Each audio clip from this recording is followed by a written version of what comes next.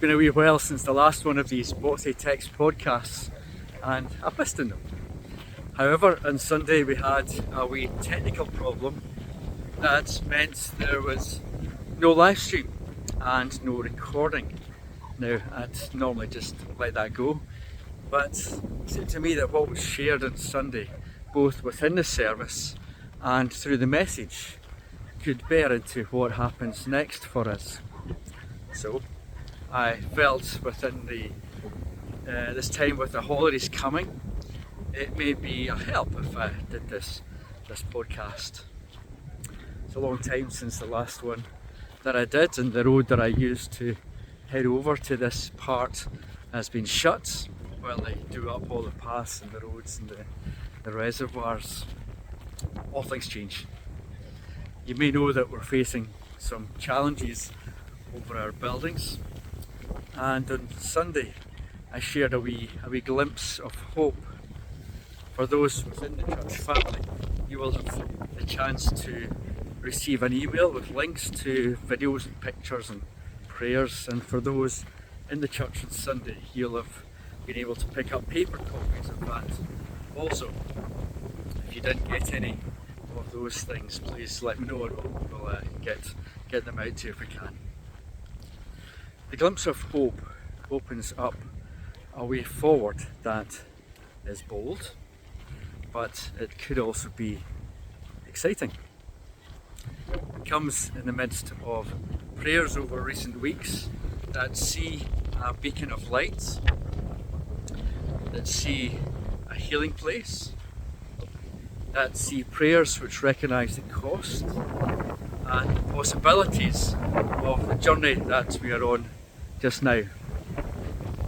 The Bible text for the morning came from Genesis 26, verse 22, and spoke of the well of Rehoboth.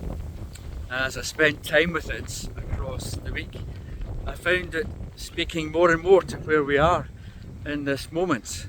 That connection between the glimpse of hope shared and the word from the well of Rehoboth is why the podcast is here this week after the issue with the live stream.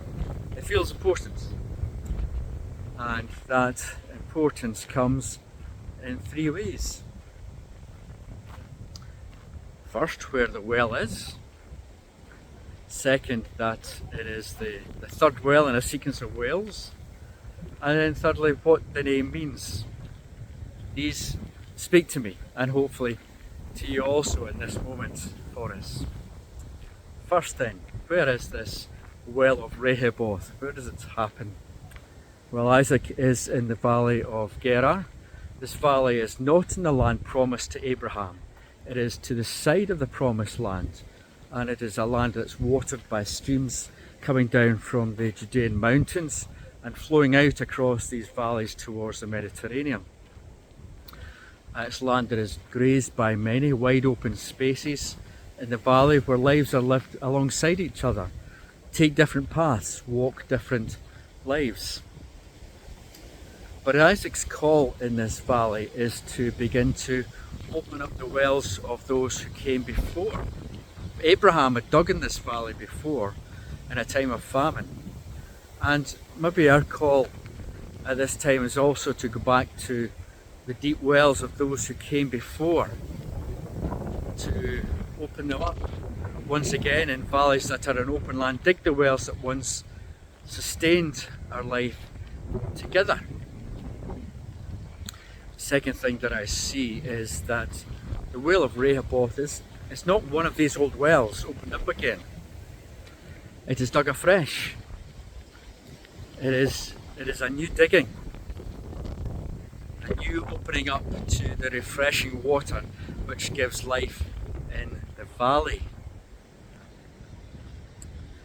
But this well of Rehoboth, it's not the first of these new wells that Isaac digs. He digs one, and it's there, and in this open valley there is antagonism, and others claim it. And so he digs a second well, and again there is disputes, and this second well is also taken. So the well of Rehoboth is the third well that is dug by Isaac in this wide open valley. There will be a fourth well dug in the land that's promised of God, in Beersheba, but in these open spaces of the valley of Gerar, where any can walk, it is the third well that becomes this place of flourishing for Isaac on land that is vulnerable and lived on only for a time.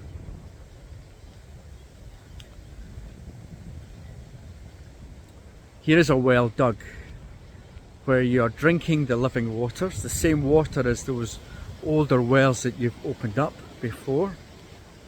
But this well is newly dug in this different, contested place that we find ourselves in, within the valley of Gerar, east of the promised lands. And for Isaac, there is a willingness to just keep digging in these different places until the Lord gives the space to flourish. And that is the third thing. The name that Isaac gives this well, Rehoboth, which means now the Lord has given us room and we will flourish in the lands. Isn't that a wonderful thing?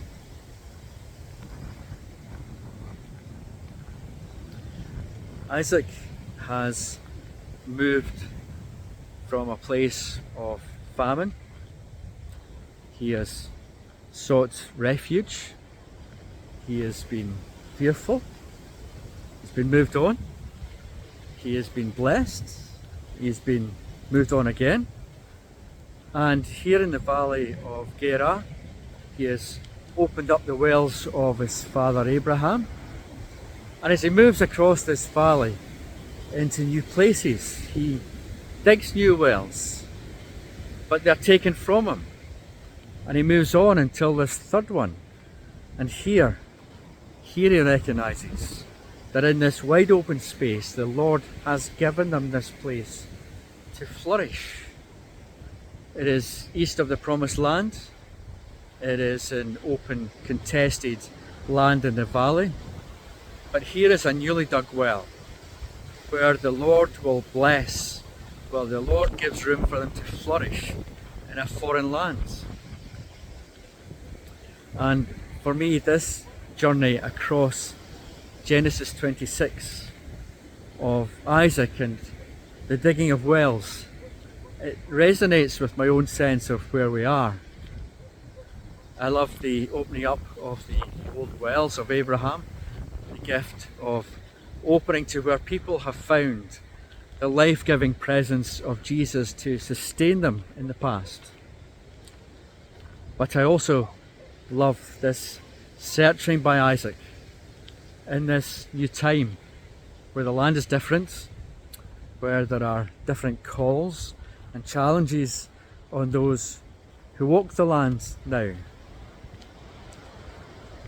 to dig new wells and digging new wells, new places where that life-giving water of life can be found in Jesus for a new time.